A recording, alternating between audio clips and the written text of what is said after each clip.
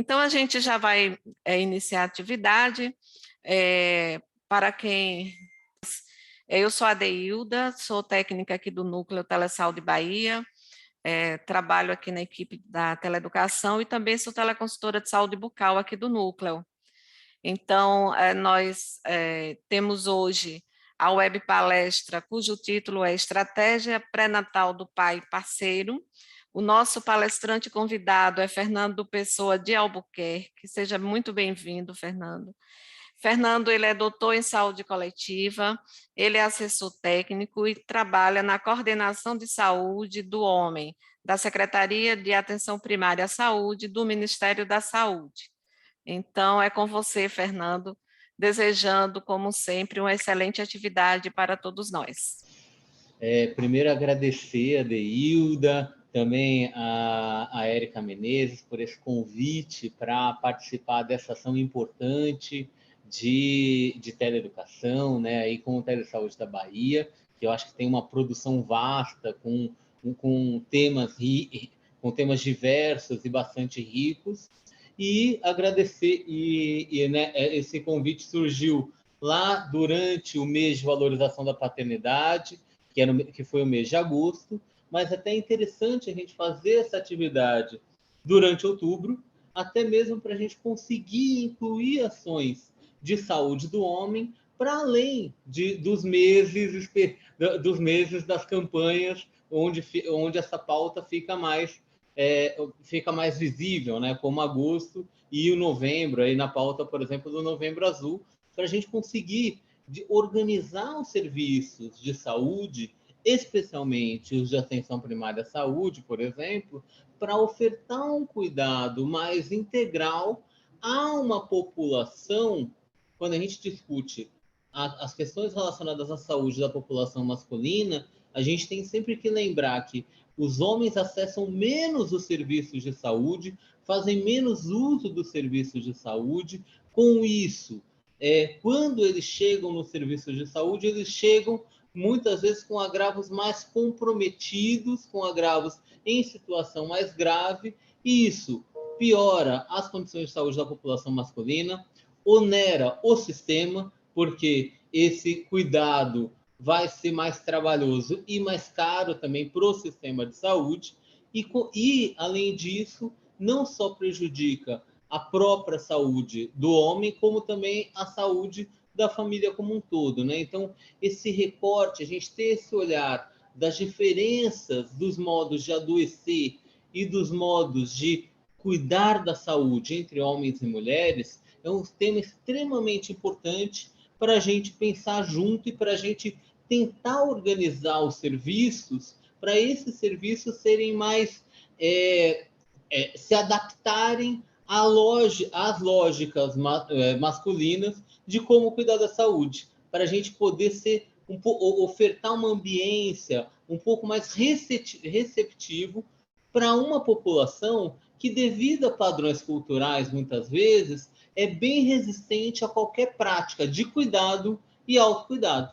Por quê? A questão do cuidado, muitas vezes, sempre foi atribuída ao feminino, né? Às mulheres, né? Então, nessa linha de homem que é homem, aguenta a dor, homem que é homem, tem que continuar trabalhando, né? A gente acaba, muitas vezes, eu falo como homem também, muitas vezes promovendo práticas de descuido com o nosso corpo, com a nossa própria saúde, não só com a nossa própria saúde, como também com aqueles à nossa volta, onde a gente não reconhece, onde a gente não oferta práticas de cuidado em família, por exemplo, seja ela saúde, seja ela de distribuição, por exemplo, das tarefas domésticas, por exemplo, né? Eu acho que a gente precisa refletir sobre como é que a gente consegue associar, aproximar a ideia de ser homem à ideia de ser alguém que cuida de si e do outro. Essa é uma ideia que eu quero apresentar para vocês, que é base da Política Nacional de Saúde do Homem. Vou até compartilhar a minha apresentação com vocês, para a gente poder conversar um pouquinho mais a fundo sobre essa Política Nacional de Saúde do Homem e, dentro da Política Nacional de Saúde do Homem, uma das nossas estratégias, praticamente uma das nossas estratégias prioritárias, a gente pode dizer assim, é justamente a estratégia do pré-natal do pai parceiro, que é o tema do dia de hoje.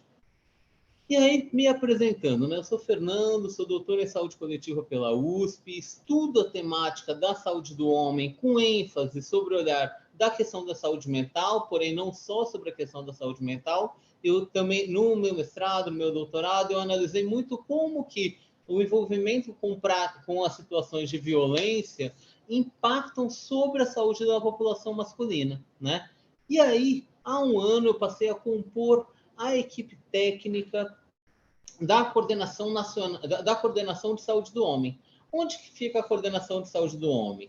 A coordenação de saúde do homem está no Departamento de Ciclos de Vida da Secretaria de Atenção Primária à Saúde, aqui no Ministério da Saúde. Né? Nesse mesmo departamento, a gente tem a coordenação de puericultura, a coordenação de saúde da pessoa idosa, a coordenação de saúde das mulheres, e a coordenação geral de saúde mental, álcool e outras drogas, né? Então, pensando em como é que a gente se dispõe a fazer um cuidado integral à família, que é um dos objetivos justamente da atenção primária à saúde, a coordenação de saúde do homem, ela entra como responsável por gerir, por planejar, por colaborar na implantação, planejar, monitorar e avaliar justamente as ações da Política Nacional de Atenção Integral à Saúde do Homem. Essa política nacional é uma política de 2009, né? E nessa política, ela foi revisada, se discutindo com o CONAS e CONASEMS, e foi atualizada com uma nova portaria lançada justamente em dezembro de 2021. Essa atualização dessa política, ela visou justamente, antes de eu apresentar alguns dados para vocês, ela visou justamente dar maior enfoque sobre para a gente entender como as concepções de masculinidade interferem na saúde da população masculina, como as concepções do que é ser homem, esse homem de verdade, afasta os homens de práticas de cuidado, como eu falei. E como é que a gente consegue ampliar o acesso dos homens aos serviços de saúde e, em especial, transversalizar essas ações com os adolescentes que estão construindo essa ideia do que é ser homem e com os idosos que muitas vezes, por ideias rígidas relacionadas à masculinidade, desenvolvem práticas de não, eu não vou procurar serviço de saúde, eu não vou tomar remédio, eu não preciso disso, eu aguento firme, né? Então, gente, para facilitar a operacionalização dessa política no cotidiano dos serviços de saúde, a gente quis justamente incluir nessa nova portaria de 2021 os eixos temáticos da política de saúde do homem, que são acesso e acolhimento, ampliar o acesso dos homens ao serviço, prevenir violências e acidentes. Uma das principais causas de mortalidade da população masculina, gente, são causas externas. Então, com isso, as causas externas são que estão os acidentes de trânsito, os homicídios e os suicídios, onde a gente perde uma população muito grande entre 15 e 30 anos de idade. Então, é a ação da política de saúde do homem tentar desenvolver ações para se prevenir a alta mortalidade por causas externas dessa população, onde a população masculina é majoritariamente parte dessa mortalidade e da morbidade, né, também, né? Além disso, gente, para a gente conseguir ampliar o acesso dos homens, né, no cotidiano dos serviços, a gente entende que a gente tem que olhar também para as doenças prevalentes na população masculina.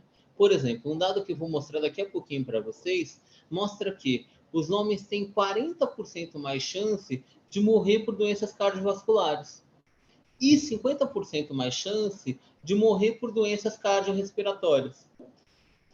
Desculpem, 50% mais chances de morrer por doenças respiratórias como DPOC. Quando a gente olha para essas questões, gente, a gente refletindo, por exemplo, no cotidiano dos serviços de atenção primária, a gente vai olhar que muitas vezes a gente faz o acompanhamento de um usuário hipertenso sem pensar sem pensar nessa má distribuição, né, nessa distribuição dos agravos por sexo. Por exemplo, quando a gente vê os dados do ESUS, a gente vê que a gente monitora mais pessoas hipertensas do sexo feminino. A gente não consegue ofertar um cuidado em saúde que consiga diminuir essa disparidade de mortalidade entre homens e mulheres, né? Então, por isso, o foco nas doenças prevalentes é uma necessidade também da política de saúde do homem, que a gente tem que conseguir levar isso para o cotidiano do serviço, né? Além disso, uma das ações super importantes, né, é, por exemplo, levar temáticas de sexualidade responsável e de planejamento familiar.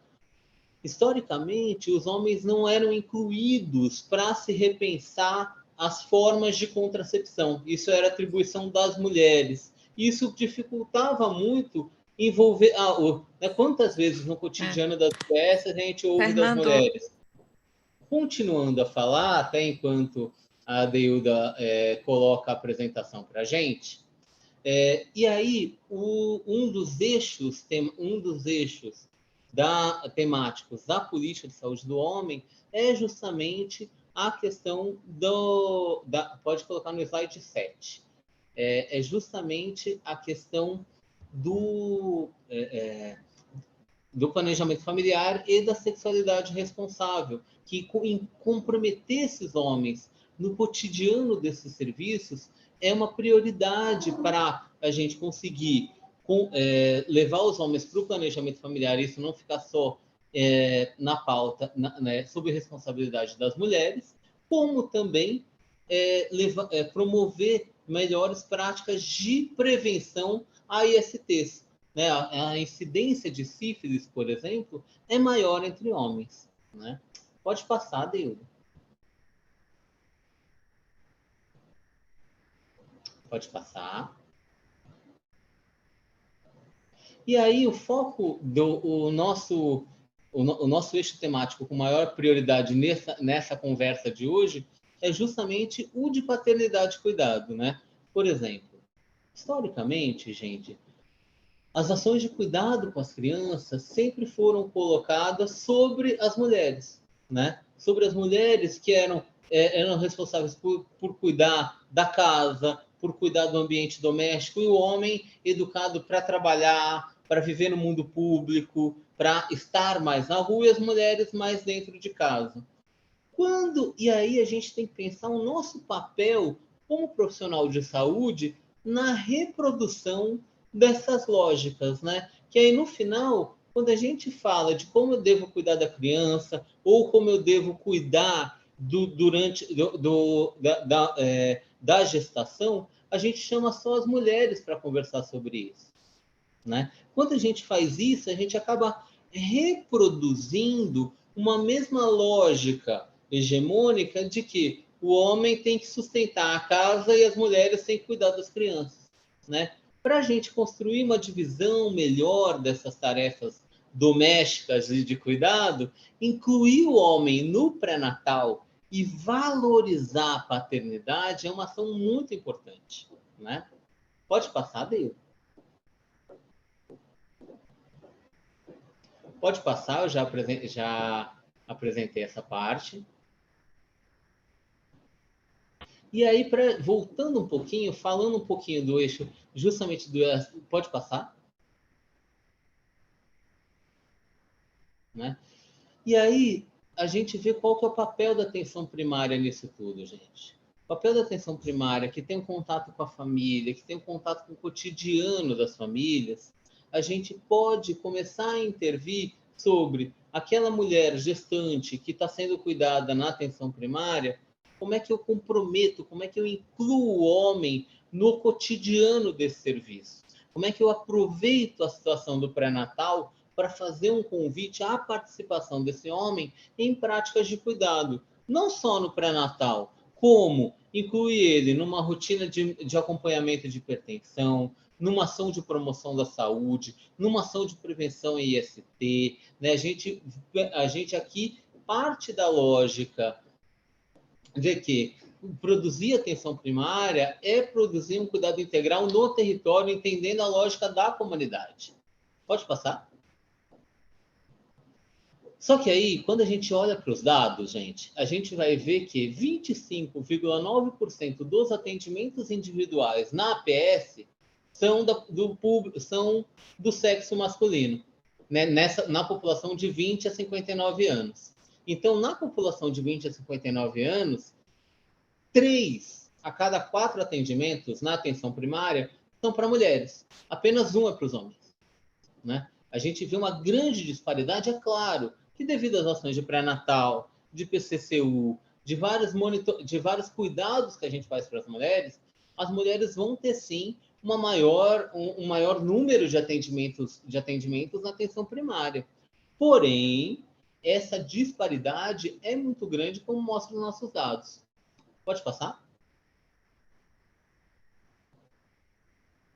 E aí, gente, tem um dado muito importante aqui, né? A gente tem que lembrar, né, que acesso à atenção primária à saúde é efetivamente uma ação de promoção, de melhora, sistemas de saúde baseados na atenção primária, gente, eles promovem melhores condições de saúde relacionadas a doenças crônicas, às doenças infecciosas, a uma série de agravos relacionados à mortalidade infantil e também para a população masculina.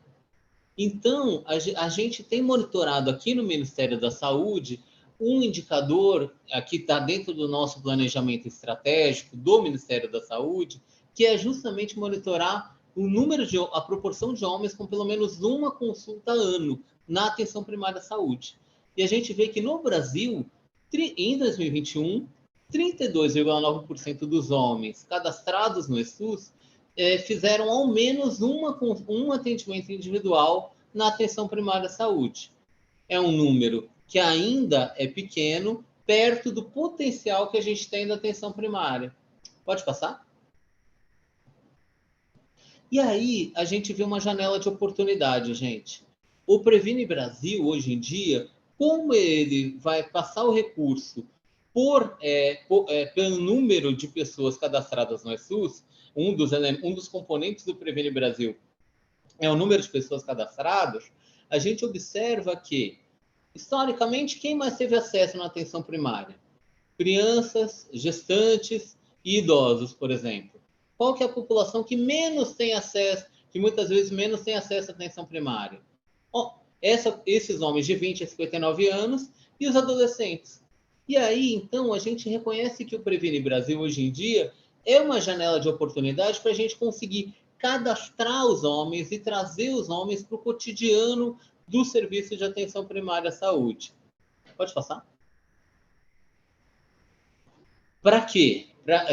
Visto que os homens fazem menos consultas médicas, cuidam menos da saúde, interpretam práticas de autocuidado como símbolos de fraqueza ou de fragilidade e continuam defendendo esse sentimento de invulnerabilidade. Não, eu aguento, eu não preciso disso não. Né? E com esse sentimento de invulnerabilidade, a gente acaba comprometendo não indo ao serviço, não praticando ações de prevenção e de promoção e acabando fazendo muito mais uso dos serviços de urgência e de emergência e aderindo menos a tratamentos onde exige uma adesão e mudanças, uma adesão maior e também a mudanças de hábitos, como hábitos alimentares ou sair do sedentarismo, né? A gente vê que os homens são mais resistentes a assumirem hábitos saudáveis para a saúde. Pode passar? E aí, justamente, nessa dificuldade de verbalizar o que está sentindo, visto que demonstrar certas emoções é visto como sinal de fraqueza para os homens, ou causa vergonha, isso vai levar os homens a se afastarem de, por exemplo, serem mais resistentes a buscarem um atendimento médico, um atendimento de enfermagem, ou até mesmo receber o agente comunitário de saúde na visita domiciliar. E aí, gente, a gente tem que pensar também que muitas vezes os nossos serviços não são adequados.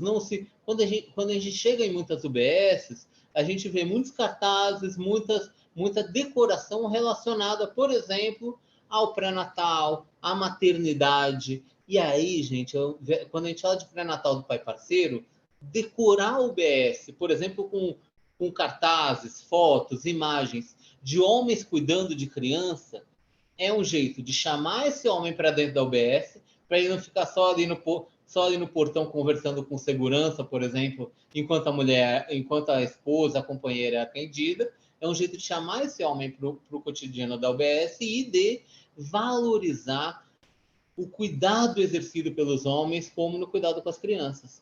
Né? Tem uma pesquisa da PNAD bem interessante, gente, que mostra que de 2010 a 2015, a gente teve uma ampliação da participação dos homens nos serviços domésticos, em dividir algumas tarefas domésticas, porém, a gente ainda não conseguiu evoluir na ampliação da carga horária masculina no cuidado com as crianças. O cuidado com as crianças muitas vezes fica exclusivamente atribuído às mulheres. E aí está aí a nossa lógica como profissional de saúde de mudar de desconstruir, de mudar um pouco dessa lógica que tanto sobrecarrega as mulheres, que as mulheres vão tendo jornada tripla de trabalho, né? De trabalho, cuida da casa, cuida das crianças, e a gente poder distribuir melhor essas funções é uma possibilidade de cuidar, de ampliar a saúde da família toda. Pode passar? Pode passar? E aí, gente, a gente tem uma série de ações que a gente expôs aí, que é como o serviço de saúde pode ampliar o acesso dos homens na atenção primária. Uma figura preponderante para a gente é o agente comunitário de saúde. O agente comunitário de saúde, a gente tem duas publicações, esse guia de saúde do homem para agente comunitário de saúde e a nota técnica 11 de 2021, que justamente propõe como o agente comunitário de saúde pode fazer visita domiciliar e convidar os homens para ações de prevenção IST, e não só fazer a visita domiciliar, como também desenvolver ação no campo de futebol, na frente do boteco, na igreja, fazer essa busca ativa dos homens que estão menos presentes nos serviços de saúde. Pode passar? Pode passar, você já trouxe, que era justamente a nota técnica número 11. E aí, uma outra ação daqui da Coordenação de Saúde do Homem, para ampliar o acesso de populações específicas que muitas vezes não conseguem acessar o UBS, é o cartão de saúde do caminhoneiro. Por exemplo, você que trabalha numa UBS próximo de uma estrada, por exemplo, pode desenvolver alguma ação de prevenção IST ou alguma atividade de atualização de cartão de vacina no posto de combustível próximo dessa estrada, para incentivar uma população. Os caminhoneiros, muitas vezes, por causa da nossa lógica de territorialização do SUS, muitas vezes não conseguem acessar os serviços de saúde, porque na maior parte das vezes eles estão longe do seu domicílio. E aí é uma população que muitas vezes come mal, dirige por muito tempo, então é sedentária. Então é uma população que tem mais agravos à saúde e menor acesso. Com isso, a gente fez justamente o cartão de saúde do caminhoneiro para incentivar que esse caminhoneiro consiga acessar as UBSs fora do seu domicílio, né? Fora do território da UBS do seu domicílio. Pode passar? Pode passar? A gente até desenvolveu um recurso específico, gente, para servir para municípios que têm ponto de parada de descanso certificados pelo MINFRA. Esses serviços, esses pontos de parada de descanso, podem receber ações de atenção primária à saúde com o intuito de desenvolver ações específicas para os caminhoneiros e caminhoneiras, né? Com isso, e aí a gente dedicou um recurso de R$30 mil para cada município que esses pontos de parada e de descanso para a gente conseguir desenvolver essas ações de ampliação ao acesso da população que é caminhoneiro e caminhoneira, por exemplo. Pode passar? Pode passar? E aí, trazendo, gente, o nosso eixo principal dessa nossa conversa hoje, né? A gente entende que quando a gente fala de pré-natal do pai parceiro, é uma possibilidade de aquele homem que está fora do serviço de saúde, que não, que devido às dificuldades de acesso ao serviço de saúde, que às vezes ele tem muitas horas de trabalho, não consegue chegar até antes da UBS fechar, não consegue fazer consultas de rotina. A gente vê que o pré-natal do pai parceiro é uma oportunidade desse homem ter acesso a um cuidado que ele não teria se não tivesse nesse momento da gestação da família dele. Essa é uma oportunidade ímpar, por quê?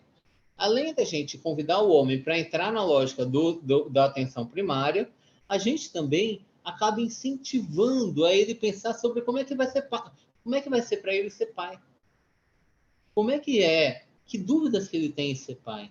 Que dúvidas que ele com o que ele está ansiando? Qual que é a expectativa dele sobre sobre o que ele espera de ser pai, dele ser pai, né? Essa é uma conversa que às vezes a gente pode perguntar isso no cotidiano do pré-natal, né? Essa é uma possibilidade de quando a gente trabalha com grupos de homens, né? A gente ouve que os homens têm uma série de dúvidas de, eu posso pegar o bebê, mas se eu deixar cair, tem várias situações de mais do que não ter interesse, muitos homens têm medo de como cuidar da criança, né? Tem receio e muitas vezes eles não foram nem um pouco educados porque, por exemplo, nunca puderam brincar como as mulheres sempre brincaram, por exemplo, de boneca, né? E aí esse cuidado, essa esfera do cuidado é impossibilitada para os homens, né? Na educação.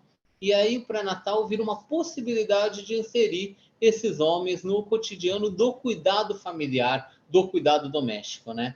E aí a gente tem alguns eixos, justamente, dentro do eixo de paternidade e cuidado, né? Que é justamente uma ação de educação continuada, é importante articular com as outras unidades básicas de saúde, discutir o que é paternidade dentro do seu município e promover essa ampliação, não só das ações do pré-natal para a população masculina, como também se a tua UBS faz parte do programa que amplia o horário estendido da UBS, é muito importante que as ações de pré-natal também possam ser desenvolvidas fora do horário comercial, porque aí a gente consegue acessar os homens que muitas vezes poderiam passar a acompanhar suas esposas, por exemplo, que para acompanhar melhor o processo de gestação e ampliar a prática de paternidade. Pode passar? Pode passar? Pode passar? Pode ir passando isso. Estou até olhando aqui, dando uma pausa antes de entrar nesse outro tema. Estou até olhando se alguém tem uma dúvida aqui no chat. Não, então eu vou dar continuidade. Gente, aí eu queria pautar a necessidade da gente conversar sobre paternidade. Por quê? Quando a gente conversa sobre paternidade, é muito importante a gente entender que ela não é só boa para a criança que vai ter um pai perto. Quando a gente fala sobre exercício da paternidade, a gente vai observar que durante a gestação, a presença do companheiro é um fator de proteção para um pré-natal, para uma gestação com menor risco. É um fator de proteção para a mulher não desenvolver depressão pós-parto. E aí existe evidência científica que a mulher que tem um companheiro ao seu lado e um homem exercendo a paternidade tem menor evidência de depressão pós-parto, né?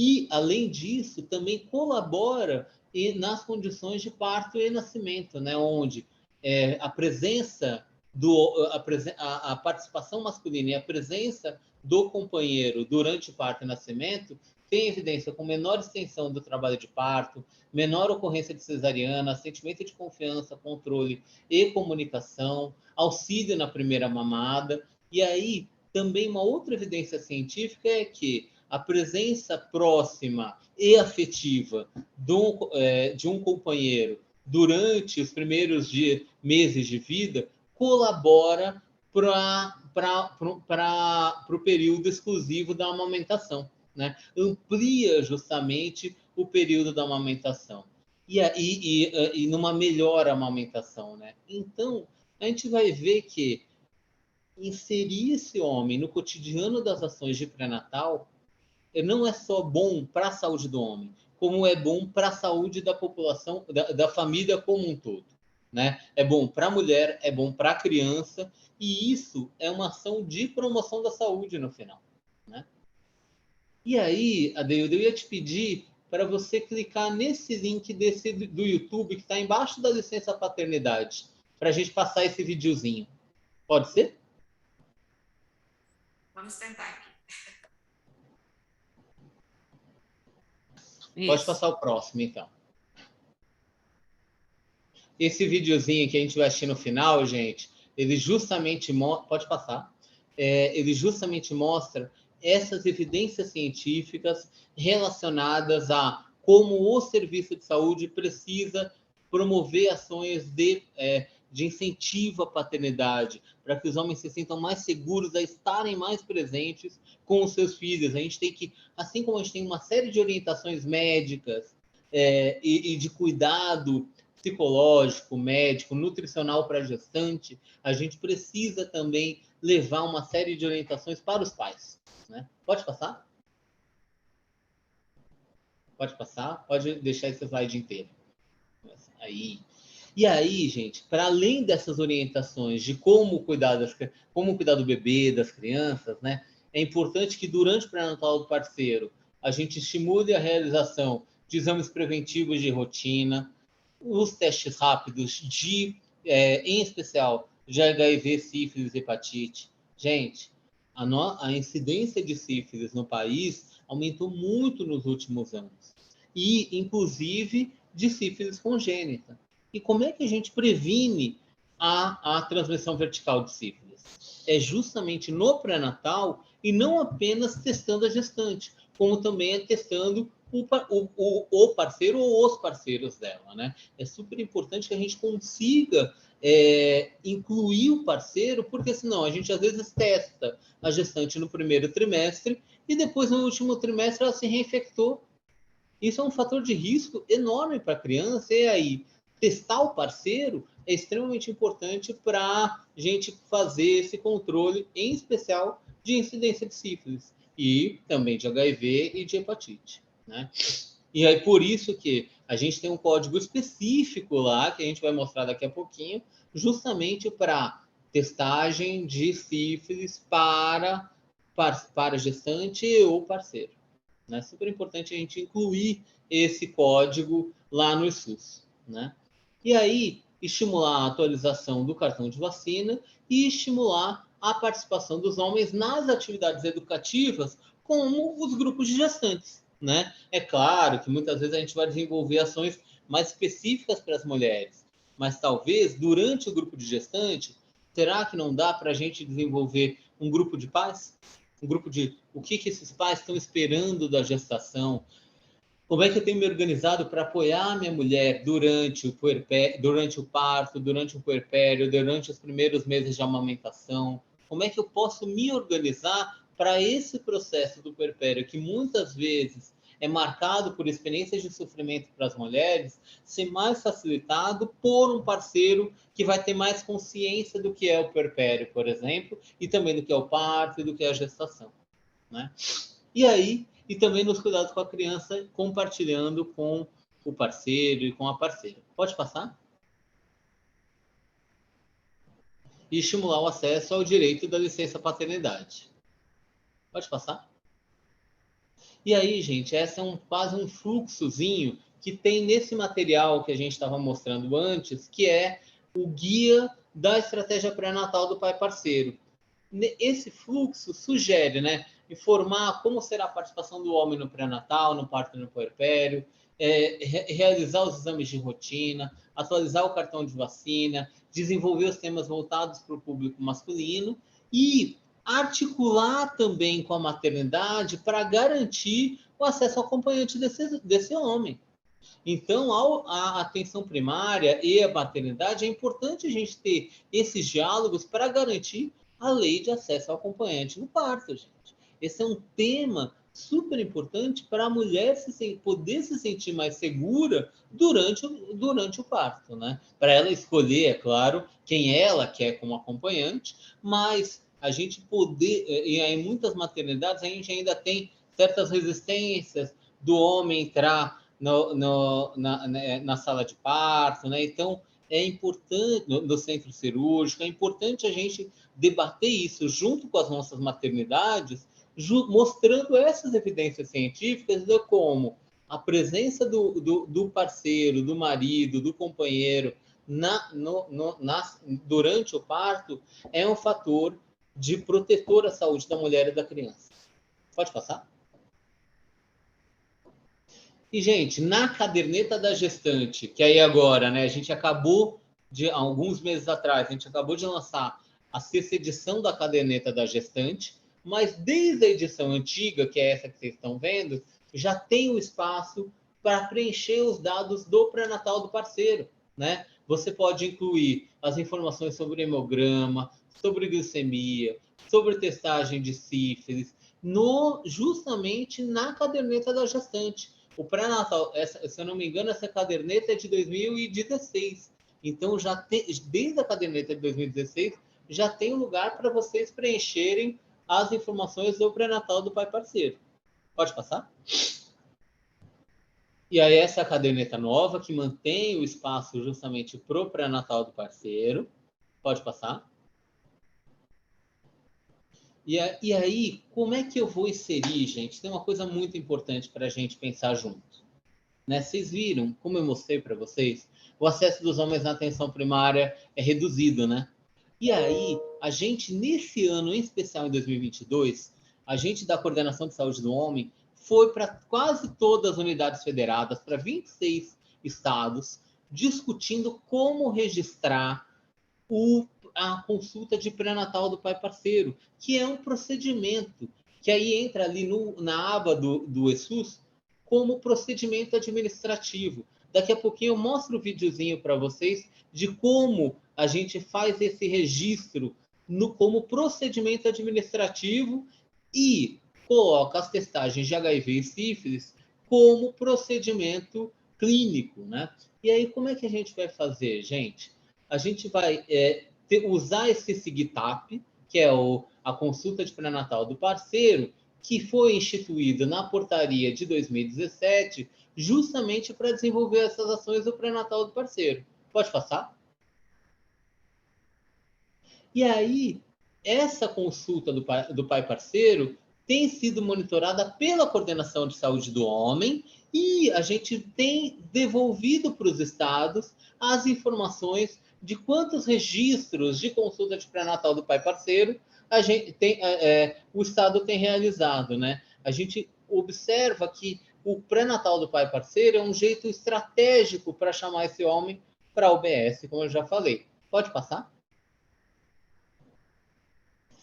E aí, gente, olhando um pouquinho para os dados do Brasil e da Bahia, eu comparei aí nesse estudo, nessa tabela, os dados de janeiro a setembro de 2021 e de janeiro a setembro de 2022, disponíveis no CISAB. Qualquer um entrar no CISAB, colocar lá para acessar o seu município, coloca o registro do teu município e escolhe lá colocar a coluna para ele te apresentar os SIGTAPs e escolhe consulta de pré-natal do pai parceiro, você consegue ver quantos registros o seu município conseguiu realizar. No caso da Bahia, a gente observa que em 2021 o estado da Bahia inteiro tinha feito 1.020 consultas de pré-natal do pai parceiro.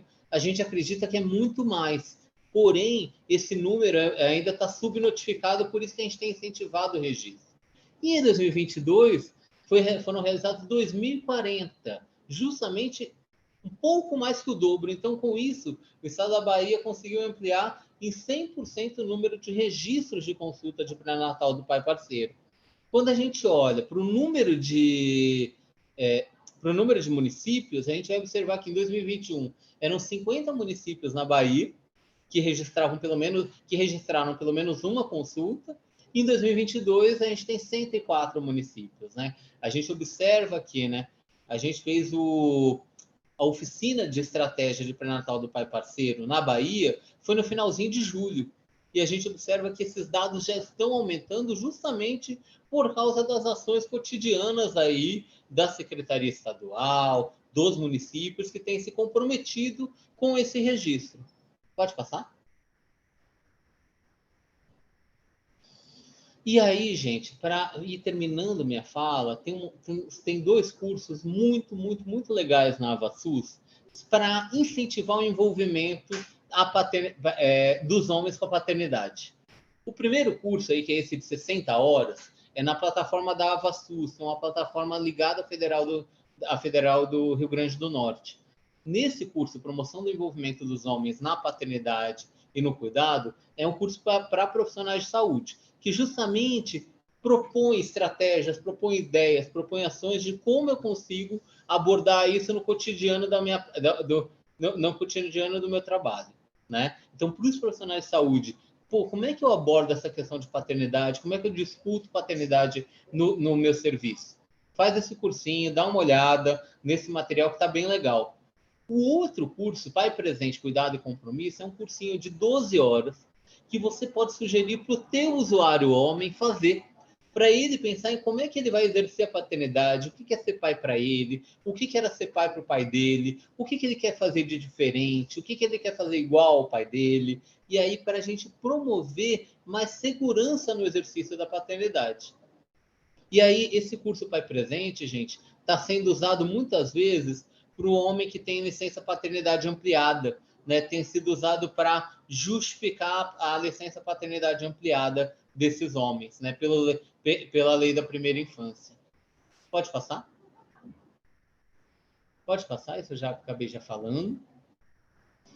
E aí, pode ir passando, Adeilde, são alguns materiais que a gente desenvolveu pelo Ministério da Saúde, em parceria com alguns com ONGs, como o Instituto Promundo, por exemplo, né? Esse é um cartaz que está disponível no site do Ministério da Saúde, vocês podem entrar e acessar, e essa é a equipe da Coordenação de Saúde do Homem, coordenada pela Fernanda Bordalo, nossa coordenadora de saúde do homem, e a gente aqui na Coordenação de Saúde do Homem está disponível para os municípios, para o estado da Bahia, a esclarecer e pensar estratégias de como é que a gente consegue promover saúde para uma população, que é a população masculina, que muitas vezes entende cuidado como um atributo feminino, né? E aí como é que a gente desconstrói isso e começa a pensar que eu posso exercer a minha paternidade, exercer a minha masculinidade de um jeito mais saudável. Pode passar?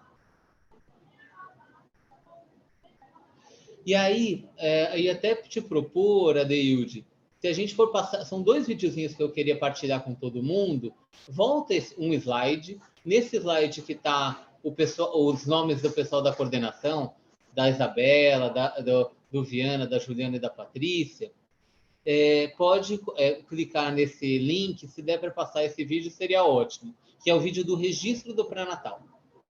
Atenção à gestação, ao parto e ao nascimento nos serviços da Atenção Primária à Saúde do SUS. Por isso, o Ministério da Saúde inseriu o pré-natal do pai parceiro na tabela de procedimentos do Sistema Único de Saúde. Agora, profissionais de saúde podem registrar o procedimento no eSUS-AB. São 2 formas de fazer, confira. A partir do atendimento no Prontuário Eletrônico do Cidadão, PEC, ou por meio das fichas de coleta de dados simplificada, CDS, a depender do software utilizado na sua localidade. Conheça o passo a passo de como realizar o registro no PEC. Se o seu município utiliza esse instrumento, siga as orientações a seguir. Clique em Lista de atendimento. Depois, adicionar o cidadão. Insira o cidadão na lista de atendimentos. Pode ser demanda espontânea ou por meio de consulta agendada. Em seguida, clique em Atender. No SOAP, realize o registro preenchendo o motivo da consulta. S para subjetivo e O para objetivo. Lembre-se de preencher os dados antropométricos e os sinais vitais. Em avaliação, preencha o campo problema e/ou condição detectada de acordo com o que foi avaliado no atendimento. Em plano, registre o plano de cuidado em intervenção e/ou procedimentos clínicos. Registre os testes rápidos para detecção de sífilis e HIV. Basta digitar o código do procedimento ou o termo parceiro e logo vai aparecer.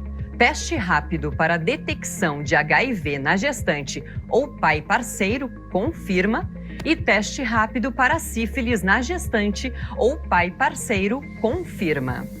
Os resultados dos testes rápidos devem ser registrados no campo descritivo do P. Agora, vá ao final da página e clique em Finalizar o atendimento.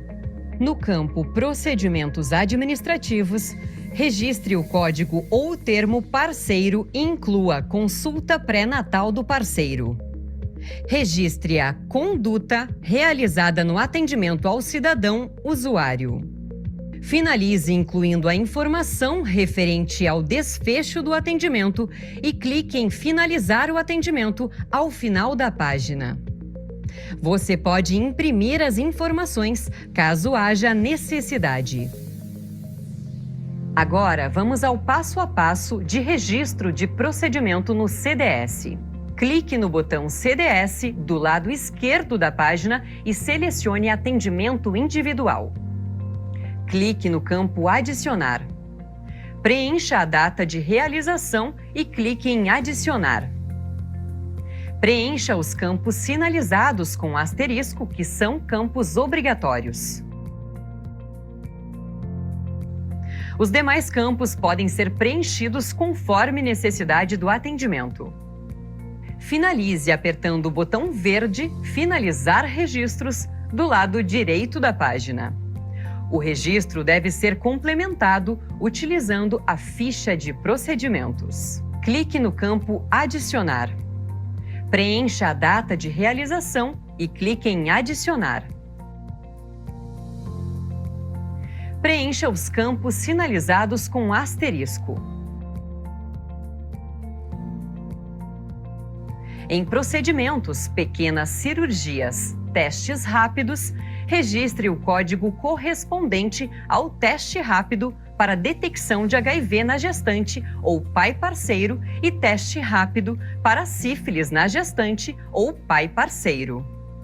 Insira o código do SIGTAP do pré-natal do parceiro ou o termo parceiro, adicione consulta pré-natal do parceiro e demais procedimentos, caso sejam realizados. Finalize apertando o botão verde Finalizar registros do lado direito da página. Muito bem! Agora você já sabe fazer o registro do pai parceiro no eSUS. Lembre-se, essa é uma tarefa muito importante para monitorar estratégias e dar suporte na tomada de decisões de gestores para futuras ações de cuidado paterno.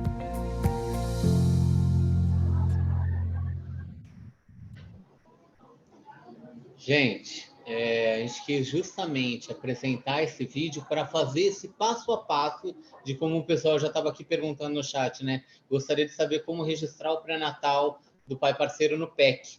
Justamente, se ficou mais alguma dúvida, a gente já vai abrir para pergunta, justamente para ver quem tem dúvidas sobre isso, podem partilhar, mas eu imagino que várias delas já são bastante esclarecidas com esse vídeo, né? Que eu já vou pedir até para a Deilda colocar o link aí no chat para todo mundo poder partilhar para suas equipes, partilha para o enfermeiro da tua equipe, para o técnico de enfermagem, justamente para a gente poder ampliar o número do registro dessas consultas, que a gente vê que muitas vezes as equipes já fazem no cotidiano, né?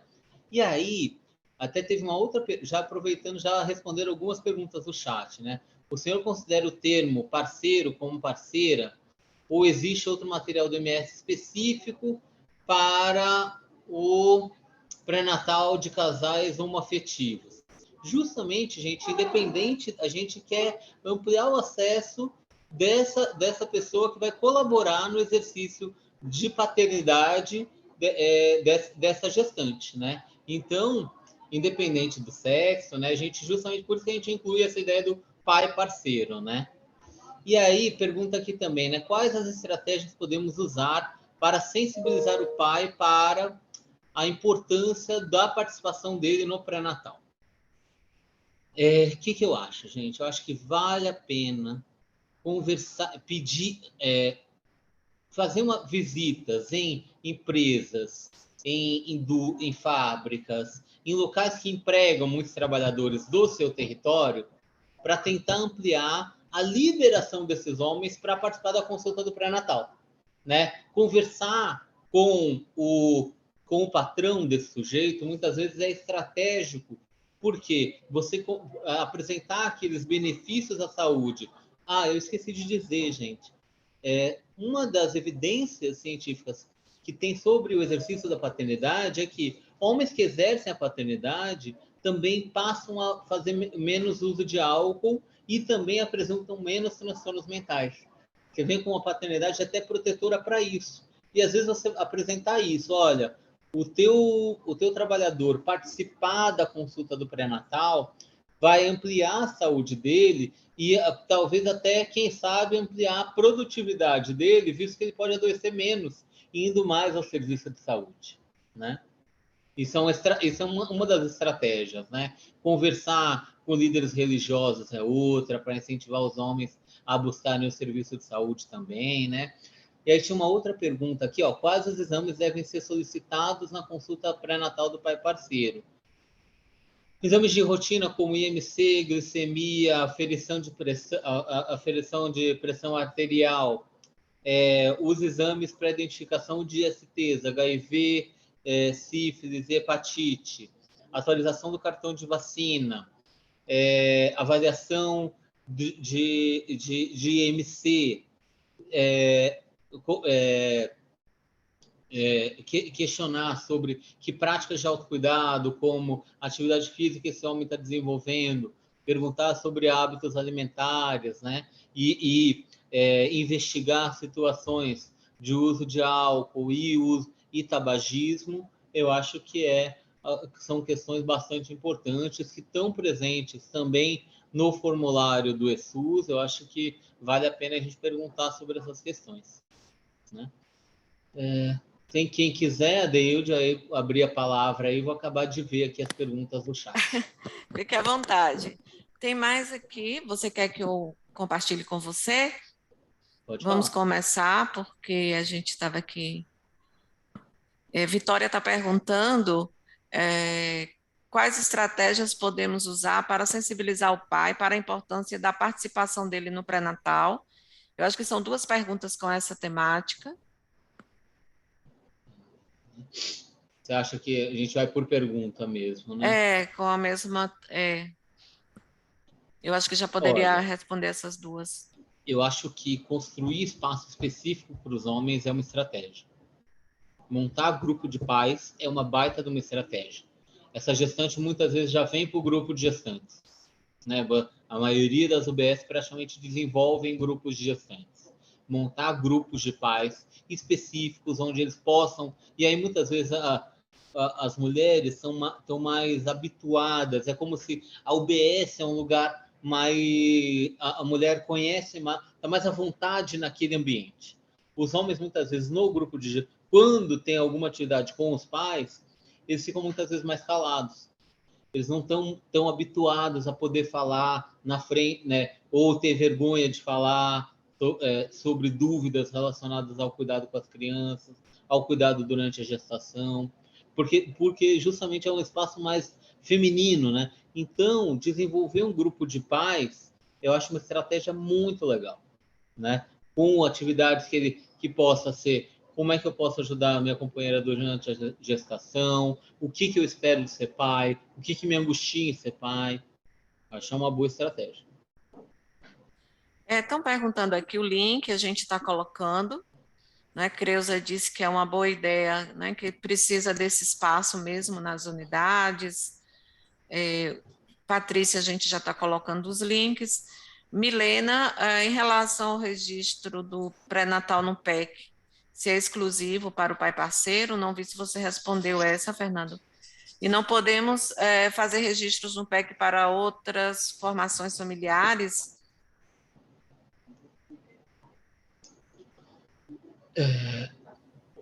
Tá. No caso, De Milena.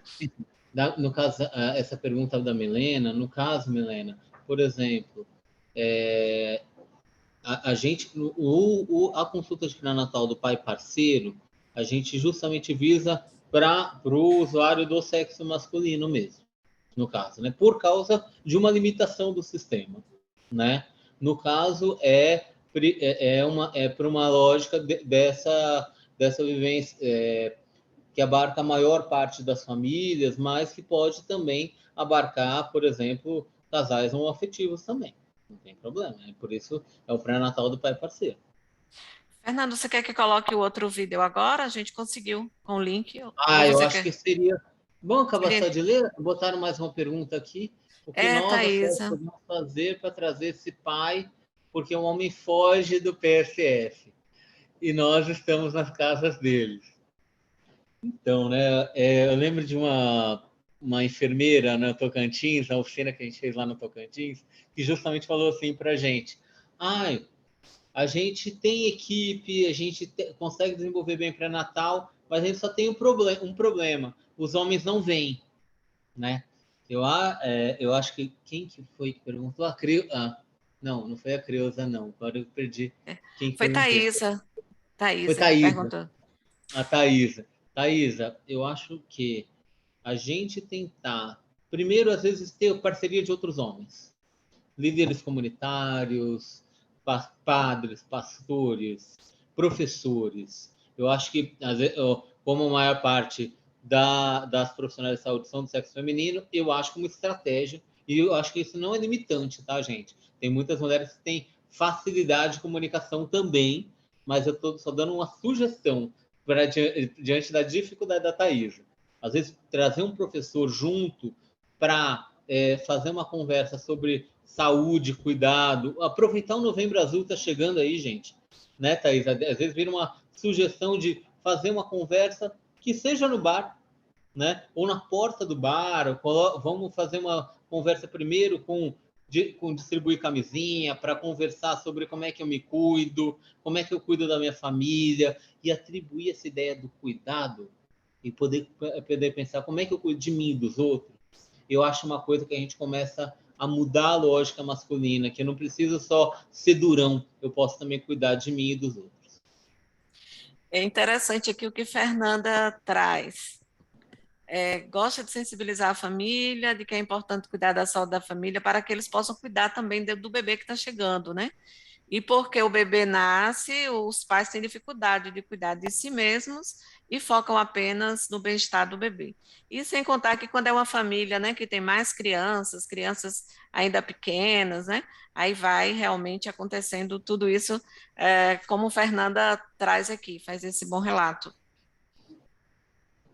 Sim, sim. É ótimo esse relato, né? Porque assim, às vezes, né? E aí com expectativa, isso é uma coisa até meio pesada às vezes a gente falar, né? Mas olha, você precisa cuidar da sua saúde, porque tá chegando um bebê, você tem que viver bem para poder cuidar bem dele, sustentar ele, né? Então às vezes é meio pesado, mas é uma estratégia de opa, como é que eu vou cuidar de mim para poder cuidar do outro, né?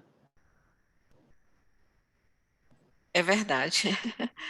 Então, e sem contar, né, Fernando, quando chega o bebê, se tem criança ainda pequena, aquela ciumeira, né? Que a gente sabe que acontece tem todo um trabalho por trás disso aí. Você quer o vídeo agora? Quer olhar mais no Eu acho chat? uma boa. Eu Uma acho boa, uma então boa. Tem tá. Se tudo a ver você com o que a quiser gente dar, falou. e se você quiser dar uma olhadinha no chat enquanto a gente tenta colocar, tá bom? Beleza. O exercício da paternidade exige amor, dedicação e saúde. O homem que acompanha as etapas da gestação participa do crescimento e desenvolvimento dos filhos e cuida da própria saúde, sabe o quanto tudo é importante. E é isso que a estratégia pré-natal do Pai Parceiro tem a oferecer. Como a presença do pai parceiro colabora nas etapas da gestação.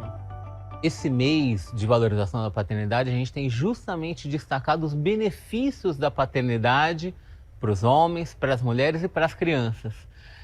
O homem está presente no pré-natal, colabora para a saúde mental feminina, colabora para melhores condições de parto e colabora para a saúde da criança, para a saúde desse recém-nascido, né? Tem evidências científicas que apontam a redução de depressão pós-parto nas mulheres, por exemplo, quando você tem um maior envolvimento dos pais desde o pré-natal, no parto e no puerpério. Qual a importância da participação do homem na estratégia pré-natal do pai parceiro? Nesse momento, justamente a coordenação propõe que nessa estratégia de pré-natal do pai parceiro, os profissionais da atenção primária convidem os homens, incentivem os homens nessa participação durante o pré-natal, tanto podendo acompanhar a companheira, a parceira, durante as consultas de pré-natal, quanto realizando eles mesmos testes rápidos, exames de rotina, atualização do cartão de vacina e cuidando da própria saúde para ele poder ser um pai mais saudável. E aí podendo pensar em uma paternidade mais presente, mais ativa, mais conectada emocionalmente, tanto com a parceira quanto com essa criança que está por vir. Quais os benefícios do exercício da paternidade? Tem evidências científicas que têm apontado, por exemplo, para a redução do uso prejudicial de álcool quando os homens passam a se envolver e exercitar mais a sua própria paternidade, né? Afinal, quando o homem começa a pensar que pai que eu quero ser, que homem que eu quero ser para o meu filho, para a minha filha, a gente começa a poder cuidar mais da nossa própria saúde e refletir sobre práticas mais saudáveis, né? Então, o exercício da paternidade traz benefícios para os homens, para os próprios homens, para as mulheres, como por exemplo na redução da depressão pós-parto, e para as crianças que passam a ter um maior período de aleitamento e também um melhor crescimento e desenvolvimento. Como o pré-natal do pai parceiro promove a saúde do homem? A gente vê que a estratégia do pré-natal do pai parceiro é uma ótima oportunidade para esse homem que às vezes está afastado da atenção primária à saúde, chegar no serviço, fazer exames preventivos e não apenas só chegar no serviço de saúde quando ele já está adoecido, quando ele já está com alguma questão, algum agravo à saúde. É uma forma de promover saúde para a população masculina por meio do pré-natal e dessa experiência de ser um pai mais saudável. Como o SUS capacita seus profissionais para atuar na estratégia pré-natal do pai parceiro? Para facilitar a vida do trabalhador do SUS, a gente oferta o curso na AvaSUS sobre como é que a gente promove a paternidade na atenção primária à saúde e também qualificou 1.600 profissionais de saúde para desenvolver a estratégia do pré-natal do pai parceiro nesse primeiro semestre. Ser um pai presente e participativo traz benefícios para você e para toda a família. Era isso, gente. Eu acho que da questões do chat, não sei se apareceu mais alguma. Queria agradecer as questões aí e partilhar esses desafios, né? Perguntaram aqui se existe uma lei que obrigue a registrar a realização ou registro do pré-natal do pai parceiro. Não existe, né? É uma ação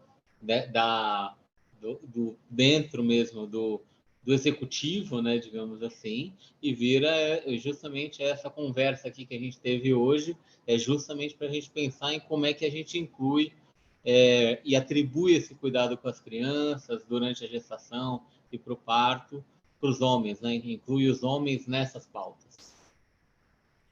Nós agradecemos imensamente, né? Realmente você respondeu as perguntas que estavam aqui. O vídeo, né, enriqueceu também essa tarde, as pessoas pedindo o link aí, a gente colocou.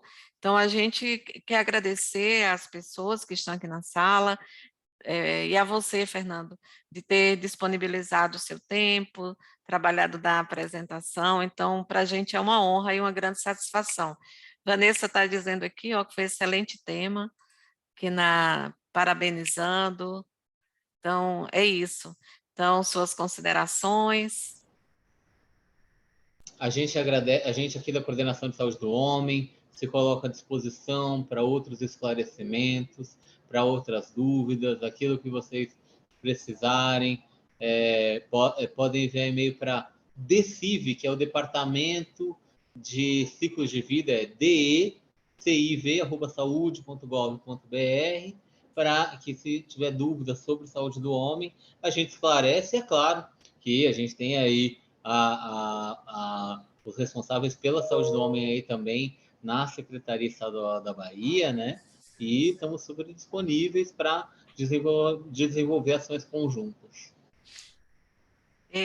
Pessoal, Obrigado. aqui, então, nós agradecemos, em nome do Telesaúde, Fernando, eu lhe agradeço às pessoas que aqui estão, nessa tarde, onde a gente conversou, né, com o Fernando Pessoa Albuquerque, do Ministério da Saúde, na coordenação, né, de saúde do homem, Fernando Pessoa de Albuquerque. Então, um forte abraço, Fernando, e até uma próxima oportunidade, viu? Foi muito bom trabalhar com você. Deu tudo certo. Até logo, pessoal. Até a próxima. Olha, o pessoal continua agradecendo aqui. Júlio, que foi uma ótima palestra. Que bom. Que fez sentido, né, para todos. Isso que é importante. Até a próxima. E a gente quer encerrar e fica vendo o chat, né, Fernando? Olha só que maravilha.